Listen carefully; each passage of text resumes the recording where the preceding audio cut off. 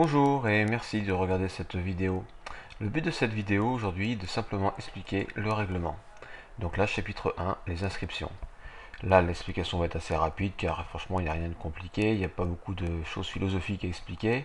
Donc grosso modo, comme l'indique le point 1.1 et 1.3, les inscriptions se font sur le forum.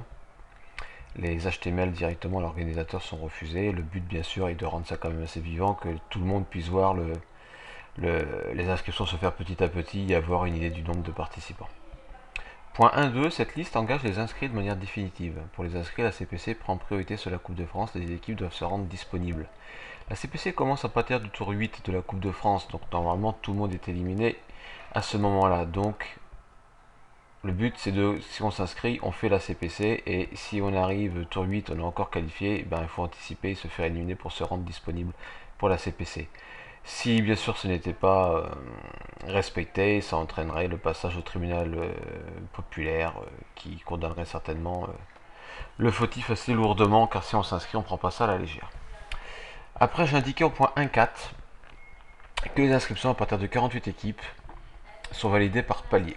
À partir de 48 participants, il faudra attendre 56 participants pour que ça soit validé.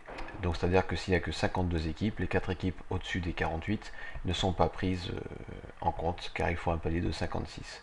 À partir de 56 équipes, nous avancerons par palier de 6, 62, 68, 74, 80 et ce jusqu'à 104, qui est le maximum possible par rapport au calendrier. Bon, ça rentre en compte avec le chapitre 4 de l'organisation de la coupe. On verra ça, l'explication un peu plus tard. Donc juste la conclusion, c'est dépêchez-vous de vous inscrire pour échapper à l'angoisse de la liste d'attente. Sinon, point 1.5, un président ne peut inscrire qu'une seule équipe. Voilà, ça c'est par rapport à HT qui maintenant va nous autoriser à avoir 2 clubs pour les supporters Platinum.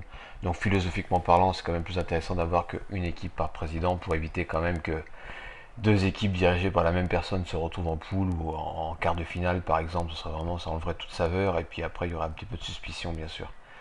Donc voilà, donc d'entrée de jeu j'ai placé ce petit point 1.5. Et forcément, point 1.6, seules les équipes de la région peuvent s'inscrire, c'était logique, mais bon, il fallait quand même que ça soit écrit, j'aime bien les choses carrées. Et pas que quelqu'un du Languedoc-Roussillon qui dise, tiens, je vais faire la petite CPC, non, on bloque d'entrée de jeu. Voilà, donc là, pas grand chose à expliquer, c'était simple, et je vous propose donc de passer au chapitre 2, qui devrait être un peu plus intéressant. Merci.